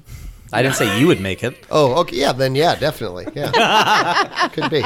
Sounds like sci-fi. If I they would like need a movie time in like that. between series would use this as what's Brett up to tonight? Sleeping in another haunted murder mansion? Yeah. Mike, has there ever been a holy grail of documentary topic that you've always wanted to make one about, but say you don't have the resources for the particular one or the access? What would be your dream documentary to make? That is such a good question. Thank you. All I can think of are friends who are making documentaries or have told me about documentary ideas that I would then like to steal. That's fine. So which one would you steal? Well, a friend of mine met one of the scientists who worked on the golden record that went up with the Voyager space probe. And he was like, yeah, I think I might try and do a documentary about them. And so I'm like, oh, you son of a bitch, that is such a cool idea. Like, that golden record is so neat. And he told me all the ways that he was thinking about shooting this. And now I'm just like, I want to do that so bad. I know that you primarily work on documentaries, but can I pitch you a fictional project that I've had in my mind for a while? I was hoping it was a so- true crime document. I want to do a true crime documentary. Ooh, those are hot right I now. love true crime, and I would love for us to find something great. I have an idea for something. I'm not going to say it because I'm worried somebody would steal it, but I have an idea, but we haven't really You have explored to it too get much. to it before the producers of the show Fargo take it and run with it, because I Yeah. think they're at the point now where they're like, They're okay, looking we for need ideas. more true crime ideas. There's Yeah. gonna be a little bit of true crime in the Rip List, the Celebrity Deadpool documentary, 'Cause because one one of of the the people- one of the Rip Listers goes out into a graveyard looking for a grave that disappeared of a murder victim, and I cannot tell you what happens. It's very exciting. It's a cool story though, where it was an old timey. It was like what Happened in the early 30s. 1900s, 1930s, where a husband just announced that his wife had moved to Europe. And the whole town was As you like, do. okay, Yeah. makes perfect sense. Yep. Of course, she would just leave without saying goodbye to her children or anybody and just never come back. And so apparently, he murdered her. She was And- buried under the chicken coop. yeah. And people just didn't ask questions for a while. Her daughter, though, did. Yeah, her daughter was suspicious of her dad for years. She was suspicious for years, but yeah. This happened in Norman County, outside of Ada. Really? Yeah. It's a good story. The I'll Emma see. Raby story. It'll be like a little tangent in the Rip List. That's good. I like that. Yeah. Isn't one of the? I think don't you feature at one of the bodyguards of JFK? Is that what he was? Oh, well, I don't know if we'll feature it, but we asked when we were out filming at Riverside Cemetery here in Fargo, we said, who's the most famous person buried in Riverside? And she said, well, I can't remember his name, but he had some connection to Concordia, and he was one of Lincoln's. That's They didn't have Secret Service agents then, but he The was Pinkerton like. Agency, was he Oh, part yeah. of that? Or? Ooh, Might have been, Pinkertons. but he was some sort of that. security detail for Lincoln. I don't think Lincoln used the Pinkertons at that time. I think he had his own guys. I think they were like yeah. hired cops and stuff like that. I think so. And And this it guy was one of I think those. it was the Lincoln assassination Yeah. that sort of Started started the the Pinkertons Secret to go Service, in that yeah. direction to become the Secret Service later on. I believe. Yeah. Oh, is the Pinkerton Agency still around? Oh, that's a good question. Oh, I I'd don't. love to I know think more they've about become them other pink. things now. I don't. Yeah. I don't believe. I haven't done a Google search yet, so that could remedy this in this instant. See, you've but- just pitched a good documentary idea there. Something on the Pinkertons. Because Yeah. I first found out about them watching the show Deadwood. Yes. And how involved they were in Deadwood. that. And I thought, well, this sounds like a weird, it's a group of people who have unlimited power granted them by the government, but no oversight. Yeah. What? Like So- the Yeah. people doing pasteurization. It's the same. Well, and I just realized I derailed your pitch. So you had a pitch about a fictional Trust me, film. I'm the host of the show. I can sorry. get us back okay, to that. But Okay, Mike got I very feel bad. excited. I feel bad. Episode is You got- done. Mike, you look very excited for a second. You wanted to say something. I could tell. Oh, what was it? I don't know. You hate my true crime idea. It was probably that. Oh, I thought of the thing I want to do a documentary about. My favorite presidential assassination is James Garfield. Because do you know who assassinated him? This guy named Charles Guiteau, who was in a sex cult in upstate New York. And he followed Garfield around for weeks, like sat behind him in church, followed him to the train station, and every day had the gun with him and was like, should I shoot him today? Nah, I'll wait till tomorrow. It's the greatest assassination story. Oh, that is interesting. It would be a good movie or a documentary, I think. What was the one the Italian immigrant who made an assassin? I don't know if he was able to. But he had stomach pains, and he thought that if he assassinated, I can't remember which president it was, the stomach pains would go away. Seems reasonable. Well, there were some presidents that got shot but didn't die. Right. Like Jackson. I believe this Yeah. is one of those. Jackson got shot, and then I think, as the legend goes, then beat his attacker with his cane. Oh, I think he know that fought one. through That's the great. shot. I know Teddy Roosevelt got shot. Yeah, Teddy Roosevelt got And shot. finished his And speech. finished his Yes. speech. Yeah. Reagan got shot. I can't remember who else, but yeah. Do you know the first thing Reagan told his wife after he got out of surgery? I should have ducked. Oh, that Are you? rascal. You're not talking about the guy who tried to assassinate Pope John Paul? Nope, are you? nope. It was definitely one of the reasons I know it was a president is featured in the musical Assassins. Okay. Was it there was a Polish immigrant who tried to assassinate who did assassinate McKinley? He's got a name I can't pronounce. I thought he Is was he the one Italian. with the stomach pain? I'm trying to think. I wonder if Charles Guiteau. No, I've is been Guiteau having an some Italian name? stomach pains. Maybe I need to assassinate someone It'd be and totally clear that cool right if up. you Yeah, assassinated you certain have to people. imagine those have got to be some intense stomach pains if Yeah. you get to the point of Right. where you're like, well, I mean, I'm willing to try it, right? That's a real failure of medicine. I've got the right there. runs. I should set a building on fire. All right, now here's my pitch. I told you Okay. I'd get back I'm to it. ready. Okay, so first of all, Andy Garcia plays the Pope in this, okay? And he's a younger Pope. The than Young we're Pope, used to. Yeah. starring Jude Law. It's nope. Okay, no, I, you don't like that. I've even got a Don't title like for it. this thing. Okay, yep. So the movie starts and it's the middle of the night, and you only get the moonlight shining in through the windows of the Vatican, and there is a cardinal running down the hallway, and he finally gets to the door, knock, knock, knock, knock, knock, and he has to wake the Pope up, Andy Garcia, and he says, "You need to come right now. There's been a horrible accident," and so what you find out is Andy Garcia has a brother, because you never hear about the Pope's other family members. So he's got a brother who moved to the United States and married a woman, and they were killed in a horrible car accident. He's the only living relative for their 3 kids. What? And so the 3 kids are sent to live in the Vatican. Oh, And So he has it's- to raise them. And he's like, Pope I don't is know a nothing dad. about no diapers. I'm the no. Pope. And you ready for the title? I'm ready. Our Father. Oh, there it is. Right? Teaching him to What? drive in the Pope Mobile. Yes. And he learns a little bit about himself.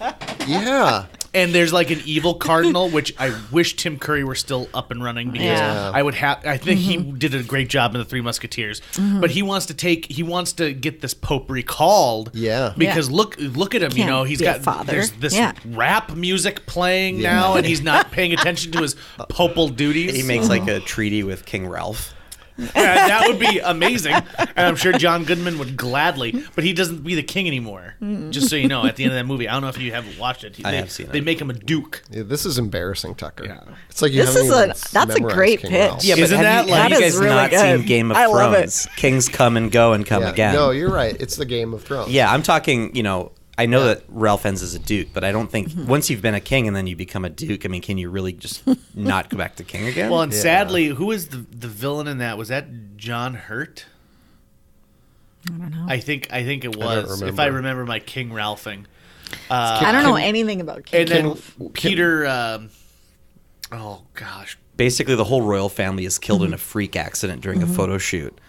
Like 100 people. They're on an aluminum Yeah. riser system taking Yeah. a full family photo, and it's recently rained. So the opening credits are them like taking extension cords and pouring out water and then putting them back together. And so when they use the flash, they're all electrocuted, and they have to find an heir. And it turns out one of the kings from many years ago had an affair with a chambermaid. Okay. And then that's where John Goodman, who's been raised in America, comes in. He's like a blue collar I guy. have to see this movie He now. plays I rock can't and believe I've not roll. seen this. Who's it's a famous British actor, Peter.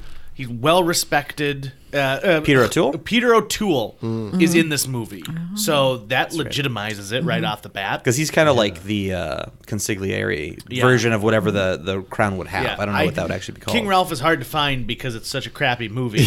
But it turns out that he actually is the rightful heir, but he turned it down because he was afraid of being the king and having that power. And so John Goodman gets pissed at him in it, and then he becomes the actual. That's how it happens. Peter O'Toole dies without having So this an would be heir, and then current suddenly day. God Like Goodman's Andy the guy. Garcia would be like, it would be Yeah, current, like it'd be right now. 2018. This is what happens. After I love See, it. Val I love keeps this coming idea. back to this idea. I do. And, it's got legs, doesn't it? Well, Well- the only thing I know about the Pope is from watching 2 episodes of the Borgias, and this sounds way better than the Borgias. I'm trying to understand why it's Andy Garcia and not Dwayne the Rock Johnson. Well, Right. ooh, Okay, now no, there you Here's the got thing. something. First of all, you need one of two things. Number one, you need the brother, and that could be Sure. Dwayne the Rock Johnson. Yeah. But you kill him off right at the beginning. No. You sure Or- it's not Patton like Oswald or Number two, they've got to have a buff bodyguard. Yeah. And so that's a great spot. Could you imagine Dwayne the Rock Johnson trying to do a believable Italian accent in this? I think it would be great. Well, the Vatican guards are dressed really awesome too. Like the That's Vatican true. have the You can best have 'em- guards. yeah. they're the they Swiss do. guard. The Swiss Yeah. guards, I yeah. don't know. They got those crazy I outfits. think Emperor Snoke has the best guards. But so there's a close second. So Well, after, Andy Garcia is a better choice because he's kind of gruff. He's got a gruff Yeah. exterior. And that's the like thing. The Rock is so cuddly That's true. and likable. He's the Tooth Fairy. Kids love can't that. go the Hulk Hogan route. Yeah, you need it to be a guy that's a little scary. And I really want Yeah. him to channel his character from the movie. Oh God, it was just. Does he play different characters in movies? When a man Are they loves- really different characters in No. movies? in He's the the movie When a same. Man Loves a Woman, Yeah. where Meg Ryan is the alcoholic wife. Oh, you're talking And about Andy so- Garcia stuff. Yeah. I'm talking about Yeah. Dwayne the Rock Johnson. Oh, I Oh. don't I'm think talking Andy Garcia Andy. is that different from movie to movie either. I thought you were talking about him. have Right you now you got seen Andy Garcia Jumanji? crying. Brilliant. I enjoyed didn't- Jumanji too. I love- I didn't realize that Jumanji. it is literally the sequel to the Robin Williams one. Yeah. Yeah. I didn't realize that. And I haven't seen the movie, but I did see the scene where they find his name scratched into the wood and they realize it's his It's treehouse. such an amazing concept for the franchise because now every time they could have different players. So you have Jack Black and is it Karen Gillian? Yeah. And then plays Nebula? Dwayne, Dwayne the Rock Johnson, and you have them playing the same, different but they're version. a different version of themselves every time. It's brilliant. Yep, It's get so different teenagers smart. to inhabit Yeah. their bodies every time. Nick Jonas, he's different every time. Maybe Yeah. the next Wouldn't one will you be on a do- mobile device. Wouldn't you do different celebrities every time? No, they're saying they want to keep the same celebrity cast. Yeah, you keep For upcoming 'cause they're films. the game characters. Yep, they're The the avatars. avatars. Yep. Nice. Nice. Yeah. I said this when I saw it, which is bold. that it is the best video game movie I've ever seen. It uses the tropes of video games in the way it's supposed to be. Jumanji's not a video game, though. It's a board game, right? Well, it's the It Did you changes. not even watch the trailer to this thing? It changes to a video game format. I'm sorry, Jumanji JJ, that I didn't do my upgrades. research on the Jumanji reboot starring Kevin Hart. Jumanji, Welcome to the Jungle. If we're gonna be, listen, folks, I'm Yeah, sorry. well, you like Captain Ron, okay? I did. You're I such still a like Captain Philistine. Ron. What is wrong with you? That's true. I just like to put. I think the best video game movie of all time is The King of Kong: A Fistful. I would of agree with Quarters. that one. Oh, Yes. yes. And rarely do Mike and I agree on movies, Yeah, but that's This true. I is agree on that one. unprecedented. But that's not what JJ's getting at. He's getting at a Thank you, film Phil. that Don't defend is him. bringing you. in the tropes of video games. Yes. A narrative. And I agree with you that they use that really well. Because and, I've played a lot of Uncharted. It felt exactly yeah, it did, like that. didn't it? Yeah. It was great. Yeah.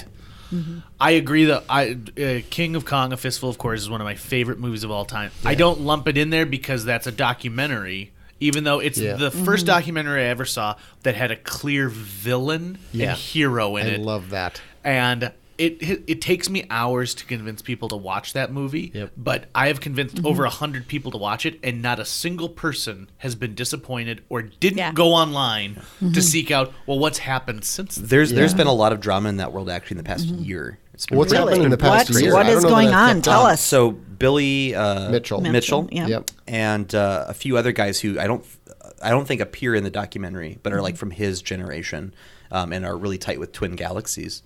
A lot of their top scores have now been proven to be falsified, including Billy Mitchell. I knew it. Because and basically what it came down to was Billy Mitchell, you see in King of Kong, keeps submitting tapes instead of doing it live in front of someone, right? And of course, the problem there being that's easy to edit, to change it, to make it look There like are it. glitches. There are glitches. Well, someone was able to prove that he was not playing the game on the actual original if it was Console, like it like the was- board. He was using a MAME emulator on a computer, and they were able to prove it because the way the screen loads, it loads in a certain way on the actual motherboard versus in an emulator. And so they went into his tape and realized he was playing the emulator version of it, and that him and a few other guys who are of that generation. You go on Twin Galaxies, and it shows the game, the player, the score. Yep. And then who entered it into the database? Was it a referee at a certain thing? Was it a member of Twin Galaxies? And all of these high scores that they have were not entered in competition or something like that. Yep. It was just someone at Twin Galaxies put it in. And oftentimes the games and the scores that are for the games are impossible. Like it literally, you could not get those scores in certain games.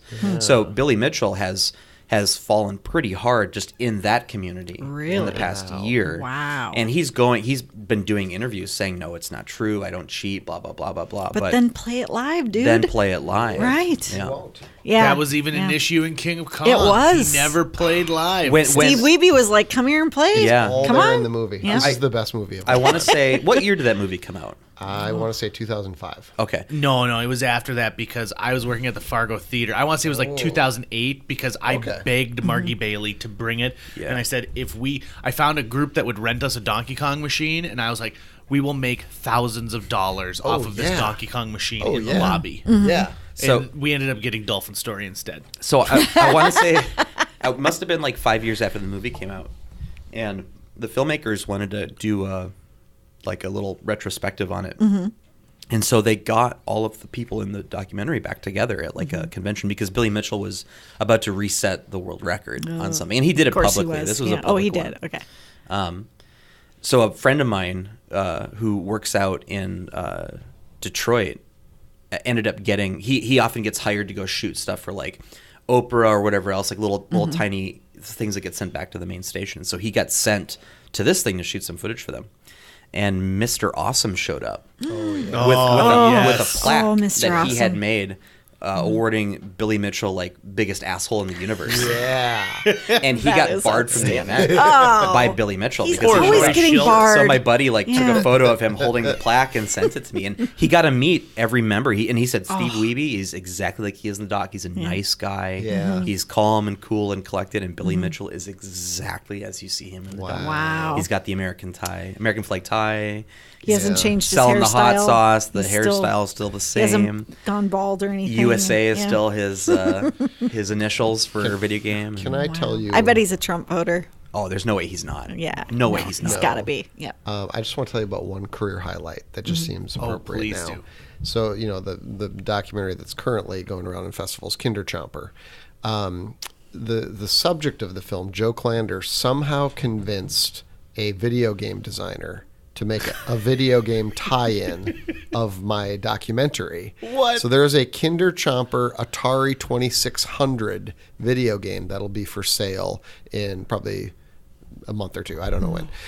And it's going to have like the retro artwork and like the box and You've the played the instructions game. and everything. I have played the game. It's amazing. You have to eat babies and pizzas and malts, and don't eat the poison babies. The poison babies are bad. They they come have, like like, a they sad come like face? shooting at Yeah, you, and you have to they're be quick green- enough to not eat They're the green poison and babies. blinking. The poison babies are green and blinking. The babies that are good for you are like pink and succulent.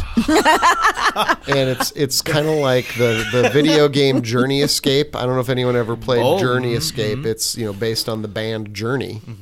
You have to escape to your tour van and avoid the groupies and the photographers and stuff. It's a lot like that. Oh, that is delightful. Yeah, it's like a career highlight. And so, since we were talking about video games, I had to just No, that throw makes in it's a there. perfect segue. Yeah. Do you ever think we are living in a golden age right now We where are. you can create something Yes. like that? I do think so.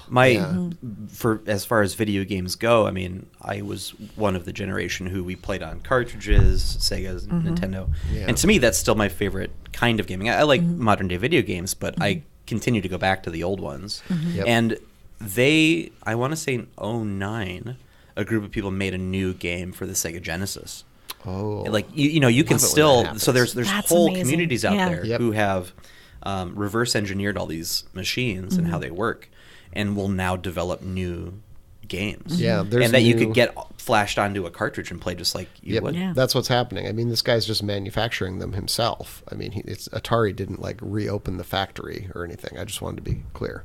It's just a guy in a This garage. didn't get him Yeah. to start the machines No, again. no. It's literally a guy in a garage in Australia. So is he going to bury a bunch of Kinderchomper in the desert?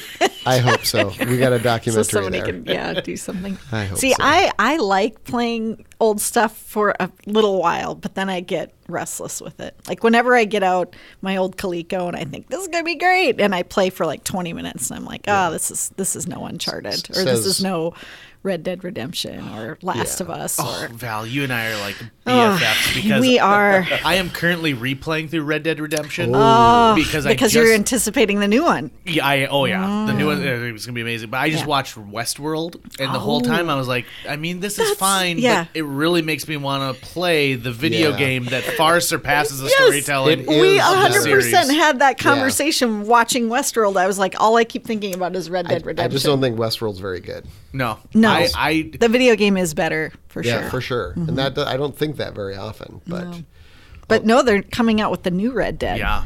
And I am just there. I cannot Yeah. wait. and until it's it kind comes of out. influenced by the Magnificent Seven because you're part of the gang this time.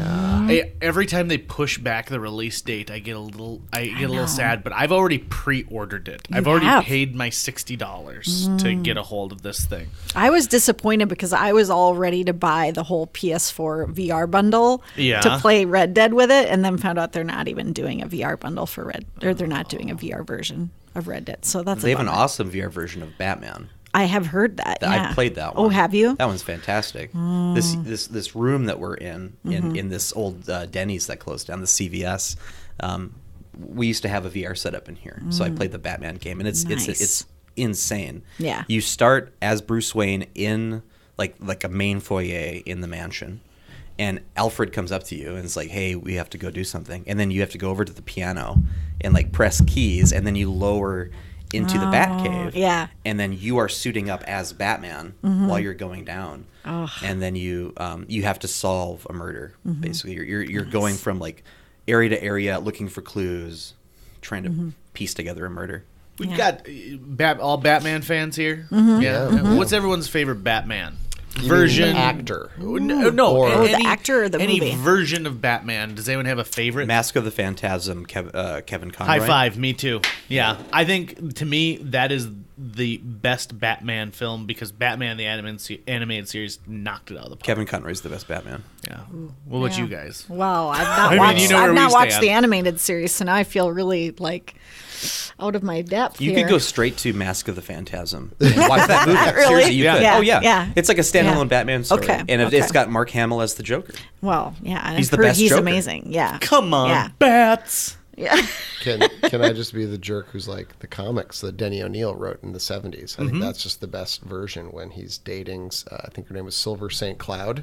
That's my favorite. Is he in the blue era. costume? Yep, he's in the blue costume. See, blue and gray costume is still my favorite costume, which is not in the animated series. Yep. So if the animated series had...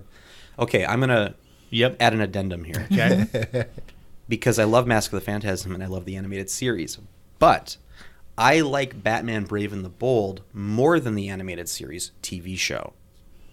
That's a huge thing. I still put Mask of the Phantasm as number one, but Brave and the Bold is pretty awesome. And I have an ally in Greg Carlson on that opinion, I'd just like to say. See, I'm really painfully mainstream because I would say Dark Knight is my favorite. That's fine. Dark Knight. Christian Bale is your favorite Batman? He's not necessarily my favorite Batman, but Joker in that. I mean, Heath Ledger is just, he's amazing in that. Who's your favorite Batman? Just straight up Batman. Michael Keaton. That's a strong choice. I love Yeah. Michael Keaton's Yeah. Batman. Yeah. You mean an actor? Yeah. I just Yeah. mean best representation of Batman. I like Christian Bale best as Bruce Wayne, but I like Michael Keaton best as Batman. I don't know. Oh, okay. I think Christian Bale as Bruce Wayne in that scene in Dark Knight when he has to like go through the little tunnel during the party when Joker shows up is like some of the coolest Bruce Wayne ever. And I just love that scene. And it made me think like, ooh, Christian Bale would be an interesting James Bond type character. But yeah. See, I would love So if it's a it- weird conflicted opinion. I would love if they made a movie to give the Michael Keaton franchise the ending it deserved and pretend like Forever and Robin didn't happen.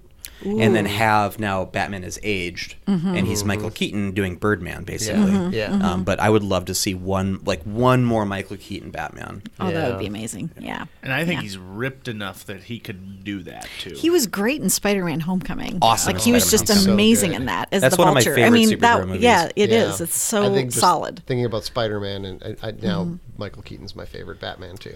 Okay, so now that we're talking about superhero movies, and we Yes. won't go into our conflicts. Yeah, we have Because we we have- definitely have a we lot have of some bad blood drag- between us. Yeah. But I think Yeah, we do. we're on the same page when it comes to Spider-Man: Homecoming. It's great. And Oh. the Is that what we all think? yeah. Oh, what I do know, you I'm think? Just kidding. Okay. I loved it. Yeah. But when he's driving them to prom, and that when how Michael Keaton realizes who Peter Parker is, Yeah. that is shot and edited and executed brilliantly. Yeah. And then when she gets out of the car and he turns around, like It's chilling. Yeah, just it is. It's fantastic. chilling. Yeah, it's amazing. Fantastic. All right, let's talk about this. The mid-credit sequence is Michael Keaton. He knows, obviously, that Peter Parker Spider-Man. Yeah. Spoiler alert for everyone out there. When the Scorpion asks him to tell him who it is he keeping that secret because he has come to respect Peter Parker, or because he wants to kill him himself later? Has he made a bit of a heroic turn or a more villainous turn at the end of that movie? Yeah. I've got an opinion. Go for it. So what I love that they did with the Vulture in this is that he's not a villainous guy. He's doing it to support his family and to provide the jobs that he provided for these other blue collar guys. Yeah. And so he doesn't, he's behind bars now, and that sucks. And he'll go back to his villainous ways to provide for his family as he promised them. Yep. But he doesn't have a bloodlust, in my opinion, Right. for Peter Yep. Parker. Yeah. Because I think that he lets him go that night. Yeah. He could have killed him in the car, lickety splits, and been done with it, but he lets Peter go Because he saved his daughter's life. Yeah. Saved his daughter's life. He has Well, and in the honor. end, Peter saves him, like when he kind of pulls him from the wreckage and everything. So, I am not sure. I'd like to think that his character is like, I don't Has want honor. anybody to know who he is because I'm protecting Peter Parker. Yeah, he doesn't seem like he's motivated by revenge at this Right. point. But also, there's no honor amongst thieves, right? So the Scorpion and him, their relationship was purely a business transaction. Right. So Why would he care to even team up with him? Yep. Which is one of the great reasons Marvel has been putting out these really great complicated villains. So Killmonger is one of the best villains that we've seen in a long time, and he's super complicated. So I'm hoping we continue to get that from these movies.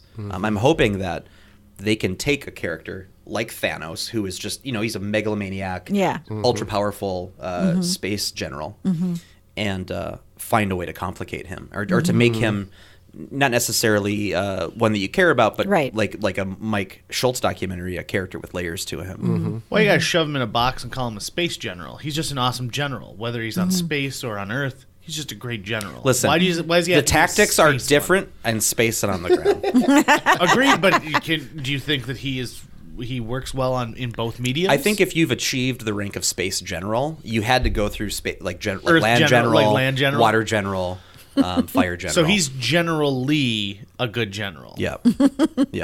He's That's far my- better than General Lee was. I'm very concerned that Infinity War, like, I think the trailers look great, but I'm worried about Thanos as the villain. I think he seems like a one-note villain, so I'm a little worried that it is going to be a little, like, world-endy, boring kind I'm not worried, but that's because I'm not going to go down the path. Well, 'cause I know I don't want to you and I could schism start a real all of a- argument all of a here, sudden. but when I see the faceless army of like robot alien guys he has or whatever those things are, it makes me nervous. Yeah, it I'll only just say it nervous makes because me the a little Avengers nervous. movies haven't been that good so far. But then the Guardians you're of the not supposed to Galaxy go movies there. have been great, and that's kind of Thanos world. Why don't you talk about your love for Ishtar? Who knows? Have you guys? have like you seen- Ishtar? I love Ishtar. me Have you too, seen Ishtar? yeah. I think But that you like Captain Ron as well, don't you? I've never seen Captain Ron. I think that. Oh, after this, I've got it on my phone. Okay, that's awesome. We'll sit down and watch it. Ishtar is so misunderstood. I think the studio tanked it because they hated Elaine May, and I think it's a ton of sexism involved there. Because I've seen some of her earlier movies, and she should be she should be regarded as a major filmmaker today. Yep. And One of the greatest comedians of all Absolutely. time, too. Yeah, and I mean Ishtar is her just like spreading out and doing a comedy blockbuster in a very interesting anti-comedy style, where the main characters are not necessarily heroic or even funny, but you still are laughing at them and you still love them. And Where does the making of that movie Ishtar. fall on the timeline of like the Dustin Hoffman allegations? Ooh. Like would that have been Interesting. would that have been I like think around there the time were- that those were happening? Yeah, I imagine yeah. it was made in '86 probably, and I think that I've was actually heard there was stuff like rumors from the set From of Ishtar? Yeah. that there were issues. Dustin Hoffman was the creative director at FMCT for That's right. for like a summer or less than a year Yeah. or something like that. Yeah. Well before he was Dustin Hoffman. Have Yeah, there been just before The local Graduate. rumors I don't think so. swirling around? I No. don't think so. Yeah. I don't know. There's a documentary for you. Seeking out. We're Call never it, interested in what's in the zeitgeist. We I go haven't for been the able gotta to get bring outside of it. myself. Yeah, I haven't been yeah. able to bring myself to watch the confrontation between him and John Oliver. it's I watched it. It makes difficult it's to watch. difficult. But It's tough to watch, but I'm glad someone did it. No, Yeah, me me too. too. I'm glad Yeah. Oliver did yeah, that. Yeah. for sure. yeah. Yeah. I think we're living in a time right now where you can't call yourself somebody who seeks truth and then shy away from asking tough hitting questions at times. Yeah. And that's tough. And that is really tough. Well, and they were at a screening for Wag the Dog, which Yeah. deals with a cover-up over sexual abuse allegations. Yep. And Dustin Hoffman is sitting right there. Yeah, And you've gotta Oliver ask. tried to get out of it. He was like, "Hey, by the way, if you guys don't want to do this, I'm cool with that." And Hoffman's reps were like, "No, let's go for it." And Oliver was up front, like, "Hey, if we do this, I'm gonna have to talk about it." And they said it was fine. I don't think his reps told him that Yeah. Oliver was going to be asking him Yeah. that question. Did you know that Arnold Schwarzenegger's son is acting right now? Which son are we talking? The one Patrick. The one Yes. who was with the maid, or the one with his wife? No, with his wife, Maria Shriver's son. He's in a movie right now where a girl is allergic to the sun, and so she has to only go out at night, and yet she runs into the boy she's got a crush with. And it's horrible. Like, it's horrible. That sounds shocked, amazing. I was shocked to see Patrick Schwarzenegger on there. And I would have thought at one point, like, maybe you want to move away from your dad's last name. Because you're not an action star. Yeah. And you don't have the twins' charm. But at the same time, I'm sure just having that name opens doors for you. Yeah. That, You think so? I would assume so. I mean, Nick Cage changed his name, but he's super talented. Maybe Maybe if you're Patrick not, should just stick with Nick Cage is like the Maybe Hulk, if though. you're You can only not- aim him, right? You Yeah. can't. Yeah. Yeah. You can't really control him. Yeah, that's true. So if you aim him the right But like way. Scott Eastwood now is in tons of stuff, and he freaks me out because he looks just like his dad. Yeah. It just is mind-boggling. I'm surprised they haven't tried to reboot the Dirty Harry series. Yeah, with him. Like Yeah. a young Dirty Harry. Yeah, that's true. I heard that the reboot of the Charles Bronson series, Death Wish with Bruce Willis, was a real. Oof. Bruce Willis is one Groaner. of those guys, though, Yeah. that he's one that I can't believe we haven't heard allegations about. Yeah, and you would think he would because he's known to be an asshole, like Right. just on record as Right. an asshole. Yeah. And so he was one of those celebrities that when I found that out about him, it made it harder for me to enjoy him in anything. Yeah. You know, like I only knew him as a movie actor beforehand, but then when you find out that he's actually just a Yeah. jerk in general. And when I see him on talk shows now, I'm just turned off by him. I see why Demi Moore left you for Ashton Kutcher. Yeah. Yep. Yep. Yeah. And then Ashton Kutcher, I see why Demi Moore left you for whatever. for just Well, great. Now I'll he never seems get so the bad. Hudson Hawk interview I've been dying to get. Thanks a lot, Tucker. maybe Danny Aiello. Yeah, maybe. Let's fingers alive? crossed. I hope so. Yeah. Is it Goldie Hawn No. in that too? No. Who's in Hudson Hawk? Who's the female lead? Richard Grant is in it. Richard Grant. Let's just play it safe. Get a Richard Grant interview. You guys, thank you so much for being on the podcast. We covered a lot of We ground did. today. We did. Wait, did This we is cover officially our longest pasteurization? podcast so far. Oh, This is always officially our gotta- longest wow, podcast so okay. far. I'm sorry. I'm No, honored. that's good. No, this is good. I This like has been that. very I was intriguing. apologizing to the people. Winston is in the corner asleep. I don't know what that says about the level of conversation that was happening. He With gave his up a while eyes ago. Well, I've been giving him Benadryl under the table. Am I not supposed to do that?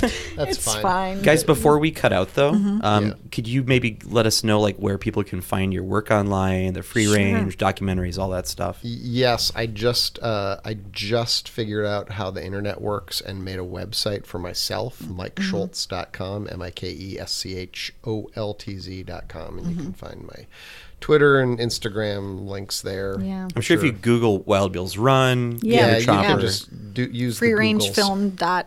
freerangefilm.org or .com? No, freerangefilm.com. is the other Freerangefilm.com one. is where our film Yeah. festival website is. Yeah. So And is any of your work still available on Hulu? nothing is available on. They kicked me off of Hulu. They Yep. did kick you off Hulu. They kicked me off. They finally realized. Wait a second. Learned about your politics. And Wait, just like, we can run Handmaid's Tale. we don't need this I think it's garbage. Handmaids. Is it Handmaidens? I think it's Handmaid's Tale. We haven't watched it I yet. don't know, Sorry. I haven't seen it. How I'll quit embarrassing for correcting you, Mike. I have Sorry, I have I'll a quit grudge against correcting you. Hulu. Well, now all your opinions are moot if you can't compare them to The Handmaid's Oh, Tale. you're right.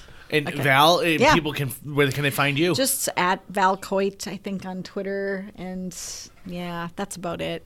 I don't do much social media-ing Let's anymore. co-op on Red Dead 2 Yes. when it comes out. That'll yes. be fun. We'll get on Twitch or something. And I like it. Yeah, Sold. yeah. Well, thank you I'm guys so much generally for being terrible. here. It's been a real Yes, pleasure. Thanks. And we'll have you again real soon, I hope.